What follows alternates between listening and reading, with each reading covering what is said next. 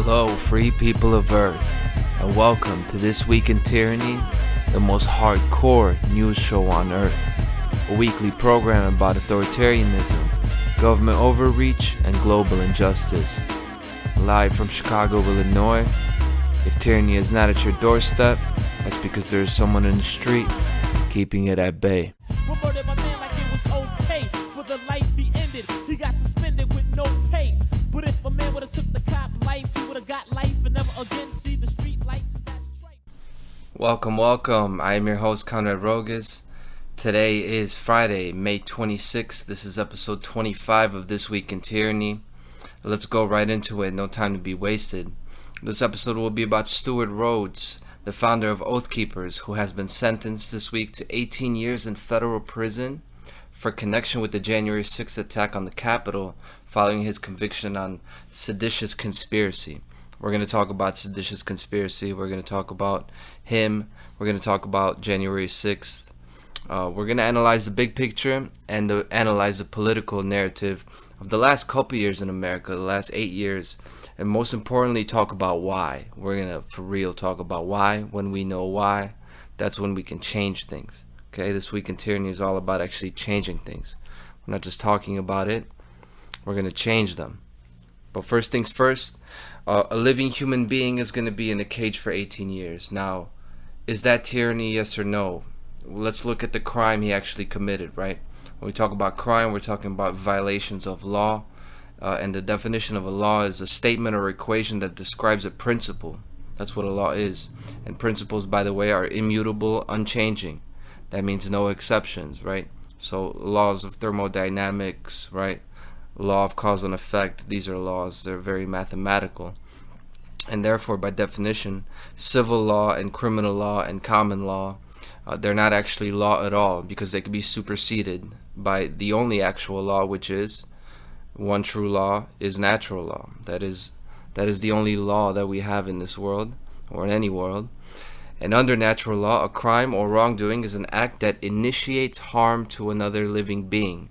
So what are those acts? Murder, theft, rape, assault, coercion, trespassing, and deception. So out of those, did he trespass? Trespassing is one of them. Yeah, he trespassed. He transgressed on property that he does not own, right? Now, whether that's 18 years worth, we could talk about that, but we have to talk about this. However, to claim that your property was violated under natural law, to make that claim and invoke natural law, it would have to be rightfully acquired. That property that was violated would have to be rightfully acquired, meaning, say if somebody stole the money from you and bought a phone with it, they don't have the right to now claim, oh, you can't take my phone back because that's mine. If he stole from you to get it, to obtain it, he committed a wrongdoing. He committed theft to even get it in the first place. So he doesn't get the same natural law protections that you do to not have your phone taken from you, right? So that's how self-defense exists under natural law, because it's about the initiation of harm that's important here, right? And the reason I bring this up with government is because with the U.S. government, their buildings are funded by taxpayer money, right?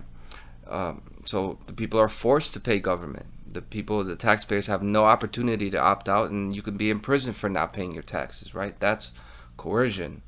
And coercion is one of the 7 natural law violations. So therefore, government cannot claim rightfully ownership to the Capitol building because they bought it with slave labor. That is what taxes are, right? They're slave labor, keeping a part of a person's earnings, right, without their consent. So that's not the same as you or me who actually worked to get the money to pay for what we have, right? Government doesn't do the same thing. So is it tyrannical that Stewart Rhodes was sentenced to 18 years? Hell yeah, absolutely it's tyrannical, 18 months would be tyranny, like 18 days even, because it's not like he went into somebody's house, we know what happened here. But we'll talk about what happened here. But let me just say, does this mean that I like or support him? Hell no. I don't even like him or respect him, and I'll talk about why. But he should be free right now. Okay, so I wanted to get that out of the way first. I'll talk more about him and people like him, and Oath Keepers. But more importantly, I'm going to talk about the crime he's charged with, which is seditious conspiracy, the conspiracy to commit sedition, right? A plot to commit sedition. Now, what's sedition? It's overt conduct, such as speech or organizing, that tends toward rebellion against the established order. That's an interesting definition. By the way, I have a video on this channel called The Case for Armed Rebellion, where I talk about the case for armed rebellion and whether or not we have that and whether or not we should invoke that, right? In that video, I challenged the established order much more than anything Stewart Rhodes ever said, and he's charged with sedition, but I've said much more in a more fundamental way, like in a very first principles way, like going way further. But as you can see, sedition is selectively enforced, right? And really, it's a bullshit charge, just like treason. I never really bought into the whole treason thing, treason being a serious crime, because sedition, just like treason, is like that's a concept of men on a battlefield who betray each other, right? Like who betray their brothers, right? Not a tyrannical government selectively punishing their political dissidents, right?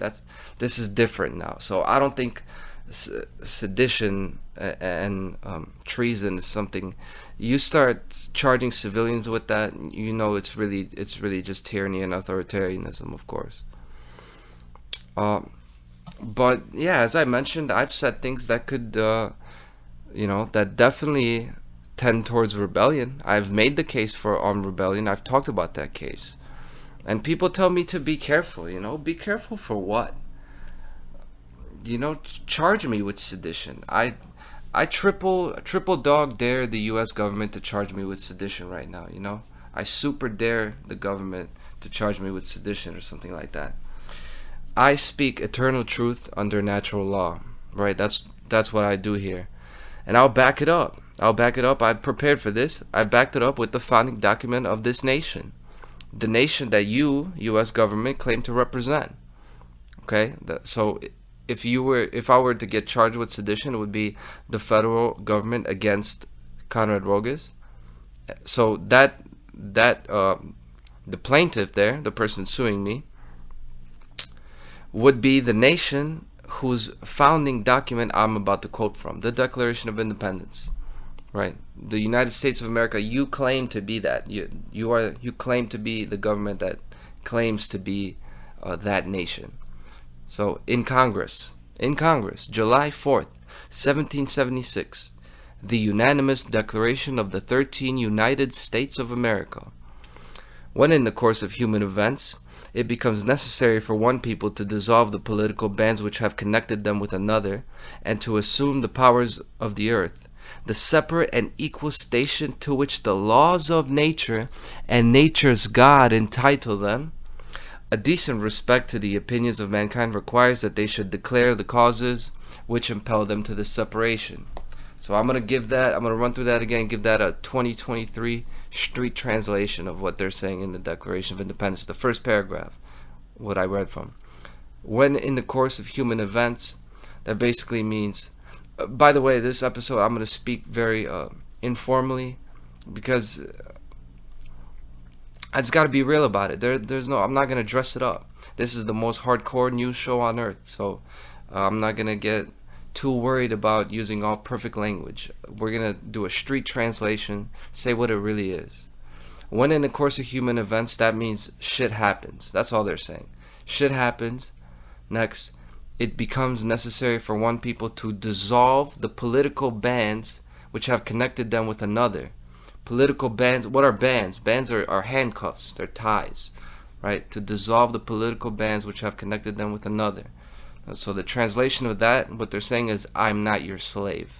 Okay, that's what that statement says. Next, the separate and equal station to which the laws of nature and nature's God entitle them. They're talking about natural law. Laws of nature and nature's God. Why do they say nature's God? Because they're talking about the true creator. They're making sure to use language so you know what we're talking about. We're talking about the creator that made everything, okay? So what they're saying is, I'm free under natural law. Okay, that's all they said there. Separate and equal station means you're equal, free under natural law. And then finally, a decent respect to the opinions of mankind requires that they should declare the causes which impel them to the separation. So they're talking about a decent respect. They're talking about like the common decency that when you break from your political bands, you should at least tell the person why you're doing it, right? So basically what that statement says is, I'm just letting you know. They're just letting you know. That's all the Declaration of Independence is. So let me put that together and give you the street translation. Shit happens. I'm not your slave. I'm free under natural law. Just letting you know. And that's 15 words, and that's all the Declaration of Independence really needed to say. From then on, I think the second paragraph gets into some bullshit. Being like overly gentlemanly to try to justify independence with like total intellectual sophistication, like all men are created equal, life, liberty, pursuit of happiness. That's like a real sloppy and wordy way to just talk about property and self-ownership, And then it says, governments are instituted among men, deriving their just powers from the consent of the governed, which is wrong. Government is not instituted by men, it's imposed upon men. Okay, no living soul on earth has ever instituted a government. We've all had government imposed on us. We're born into this unnatural system. So I disagree with the Declaration of Independence after the first paragraph. But even in the next sentence after that, it says that whenever any form of government becomes destructive to these ends, it is the right of the people to alter or abolish it. Okay? Abolish means to dissolve, it means to get rid of. It means the same thing it means that the definition of sedition is. Okay? So that contradicts with the Declaration of Independence itself, the founding document itself. So that's the reason I bring that up. And that's the document you claim to derive lineal power from. Talking to the U.S. government, they claim to derive their power from that. And right in there it says that government could be abolished when they start to become tyrannical, which they clearly are. There's 25 consecutive episodes, 25 consecutive weeks, and counting. But there's a better document than the Declaration of Independence that talks about rights and the established order. It's a shorter document, and it's written in plain English. And here it is. I'm going to read from it right now. Man has the right to live by his own law, to live in the way that he wills to do, to work as he will, to play as he will, to rest as he will, to die when and how he will. Man has the right to eat what he will, to drink what he will, to dwell where he will, to move as he will on the face of the earth. Man has the right to think what he will, to speak what he will, to write what he will, to draw, paint, carve, etch, mold, build as he will, to dress as he will. Man has the right to love as he will. Take your fill and will of love as ye will, when, where, and with whom ye will. And here's my favorite part. Man has the right to kill those who would thwart these rights. I like that document a lot better. It's called Liber Az. And it doesn't mention government or politics at all. It's pretty clear. People are free to live their life, and if you try to play with that, you're going to get smoked. Now, how's that for being anti-government? But don't expect me to get charged with anything. The reason I can say things like that without any retaliation is because I don't play little bullshit games like Stewart Rhodes did. Okay? And I want to talk now about half measures. Half measures is what he did. And today someone sent me a short movie about the protests in France. And I was just so disappointed by how the people there are lacking knowledge, right? How they're taking half measures. Half measures meaning you're doing something, but what you're doing has no real shot, no real chance at solving the problem and accomplishing the goal you're trying, right? It's not a serious attempt at solving a problem. Because you put a camera in front of those people's faces, you put a microphone, and no one talks about natural law. No one talks about like the principle of self-ownership. No one talks about the concept of all of representative government being immoral, not just the one that's in right now, the whole thing. Nobody talks about that. They say, we want Macron out. Why? Because he's doing injustice. They should have asked him again, why? So if he lowers taxes by 2% and raises the retirement age again, is there no more injustice then? So you're done protesting? So there's no more injustice in France, right? If he does that. What is the threshold of injustice to you then? Like, what is the principle that your protest is based on? That's what I would want to ask them. Do you even know why you're here? That's why we need to take serious measures and real action, not half measures. And it's the same thing that the people did that went to the Capitol on January 6th. They just did a bunch of half measures. They came in with their military gear, dressed like military, right? Acting like military, telling people, pointing them to do this and that, without any guns. What were you trying to get accomplished? And then they got the microphone put in front of them to tell the whole nation, like, why did you do this? What did you do? And what did they say? They said, we want Trump instead of Biden. Why? Because he's going to do more just. If I got an opportunity like that to speak in front of the whole nation, boy, I would tell them a lot. It would be like this. I would rattle off everything about natural law, self-ownership like this. You know? I wouldn't squander the opportunity talking about what another man's going to do for me. Like he's going to fix something for me. You know, maybe I talk about how small and weak these men are who just look up to politicians and believe thieves and abusers. You know? And not having any balls to sacrifice for their own families. You know who was a real man with balls though? Jesus Christ from the Bible. Jesus Christ was a man with balls. The same person that you so-called patriots and oath keepers claim to honor. Like, I actually try to follow his example, right? I actually try to continue and implement his teachings, yeah? By the way, do you know what crime Jesus was accused of before he was crucified, which means he was executed by government? That crime is sedition, just like Stuart Rhodes. It was sedition. And here's the proof, Luke chapter 23. Then the whole assembly rose and led him off to Pilate. And then they began to accuse him, saying, we have found this man subverting our nation. He opposes payment of taxes to Caesar and claims to be Messiah, a king. Some little snitch said that. Some little coward house slave said that, right? That's the charge. He went over to the king or to the ruler and said, you know, this is the guy who's trying to subvert our nation. And he opposes payment of taxes. It actually says that in the Bible. You know, I didn't know this. This is news to me. I'm not extensively educated on the Bible, okay? I've partially read it. Now, verse 14, same chapter. You brought me to this man as the one who was inciting the people to rebellion. Now, inciting people to rebellion, that's sedition, by definition. That's what they charged him with. You know, maybe not formally, but that's when they started crying. If they wanted to find a reason to kill him, they said sedition. And, you know, that got the job done. So allow me to just not let this opportunity slip, and let me just highlight the fact, underline it, emphasize it. Jesus Christ, from the Bible, was a person that taught natural law, and he was anti-government, okay?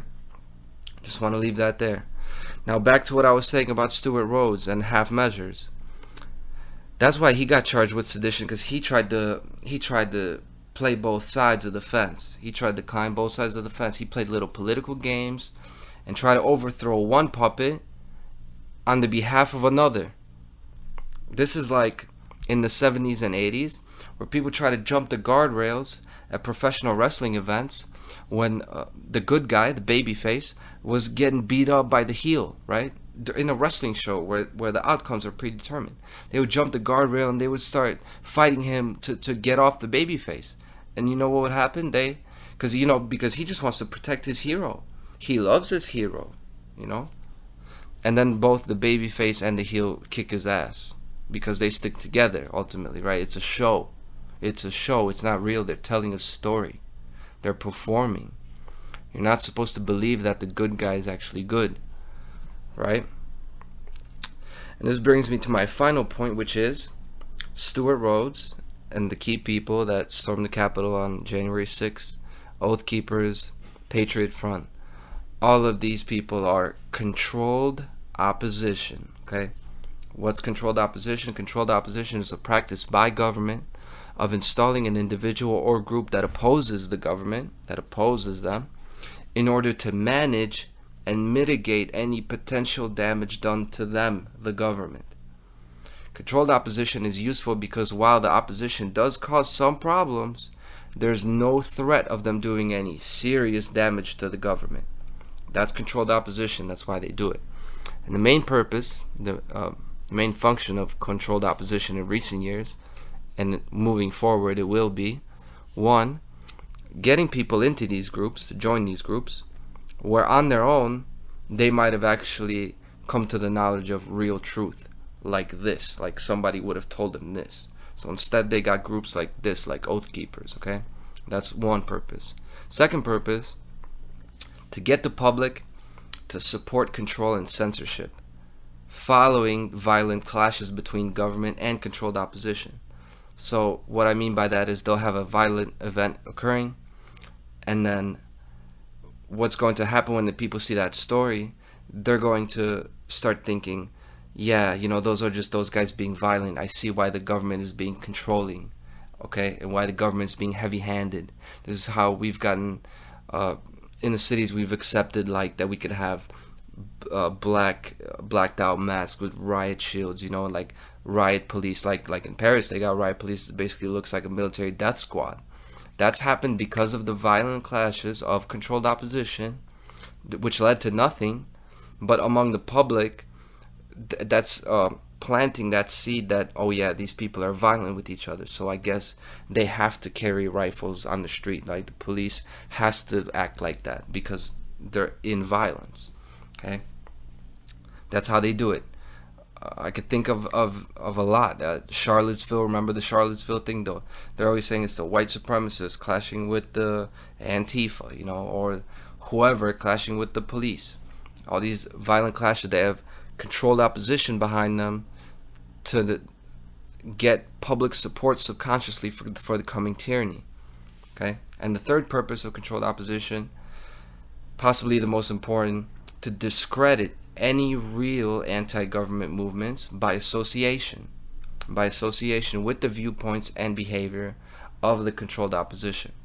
So here, that's exactly what Oath Keepers does, okay? Let's use Oath Keepers as an example. On Wikipedia, it says Oath Keepers is an American far-right anti-government militia. So that already associates being anti-government with being right-wing. You see how that works? Because that's what they believe, that's their viewpoint, that's their ideology. Now, if you're anti-government, they're going to think that you're like that. They're going to think that you're with them because they're anti-government too. What else do they believe? Okay, that's how it happens through association, okay? This is a mind control tactic. And, you know, the conservatives aren't actually against government and control. They're only against the current globalist government and control, which just happens to be leftist. That's why, yeah, a lot of people who claim to be opposed to the government that's, that's going on right now, they're also right-wing because of the current political climate. So this also associates opposition to authority with being what? Racist, selfish, and closed-minded. That's guilt by association. But enough about that. I want to get one more thing in. These controlled opposition group names, right? I'm going to talk about them. They're actually occult mockery as well. There's an occult aspect to this, of course. I was telling somebody this the other day. The names actually make fun of the people, right? And because the people that the think tanks and social engineers, they see this, and I know because I see it too, and it's funny to them because it's honestly funny to me. It's ridiculous. So the names that they actually give them, they're actually a joke. They're funny, and here we go. Here's why. Oath Keepers. Oath Keepers actually means it's order followers. because they're not keeping the oaths they're keeping are from the original. Like, oath keepers are supposed to be keeping the original oath that they took as police officers or military members to the Constitution. So they're going to stay loyal to the Constitution, and that's their law, not natural law, but the Constitution. But they're basically just following orders still, but not the new orders. They're following the original orders. They just want the old order back, right? So oath keepers actually means order followers, and that's who Stewart Rhodes is. He's an order follower. He's a lawyer and a former paratrooper. That's not an oath keeper. That's an order follower, okay? Then you have Patriot Front. That's another one of these organizations that always beefs with the leftists and always isn't involved in these little stunts. Patriot Front, a patriot is like, is paramilitary. It's trying to be is associated with being a soldier. And then front, I know front means like the front line, but what does front also mean? To front means like you're faking, like you're trying to put on a show. A front is a mask, a front is a cloak. And that's what they're doing. They're fronting their move. They put on their army costume on and act like the militia. You're not the militia, I am. Okay? I'm the real militia. But they put on their army costume and they act like they're soldiers. This is the Patriot Front. They're over here fronting like they're patriots. You guys aren't fucking patriots. Read the Declaration of Independence again. Read some of the Founding Fathers' philosophy if you're really about this country so much. Shit, I mean, I'm an immigrant, and I have to tell people who have their whole lineage here what this nation's about, because they've bought into bullshit programming and brainwashing. And the third, my favorite, of one of these groups is the Proud Boys. One of the leaders of the Proud Boys also went to jail recently for January 6th. And what does Proud Boys mean? I mean, happy Pride Month, Proud Boys. What are they proud of? And basically what I'm referring to is repressed homosexuality. And that's what that name, Proud Boys, suggests to me. And that's what you got. You got order followers, wannabe soldiers, and repressed homosexuals. So I'm sure they're real proud. I'm sure those boys are real proud of whatever they're doing. Okay? So, and it's a joke. It's really a joke. They're laughing at them. The people who set these things up are laughing because it really is that funny. It really is like you're jumping the guardrail at a wrestling show, trying to kick the guy's ass because you really believe the promo he just cut. And for me, the picture is now clearly formed of why Trump was even allowed to become president. Like, I know I'm a few years too late, but the whole thing makes sense now. And I see now that the whole point of the Trump presidency, he was controlled opposition from the start. Because even though he said the media's fake news, he talked about some globalism at first. He even talked with Alex Jones at first. But he had the microphone in front of his face for 4 years and he didn't say shit. He didn't say nothing about Satanism. He didn't say nothing about the pedophiles. He didn't say nothing about fluoride in the water supply being a neurotoxin, by the way. Okay, he didn't talk about geoengineering, alkalizing the soil, making nutrients be greatly diminished, the nutrients that we get from the soil. Genetic modification of food, right? He didn't talk about that. He didn't talk about think tanks telling governments what to do, telling them about eugenics and population control. You could read all that. That's public knowledge, but nobody gives a fuck to read it.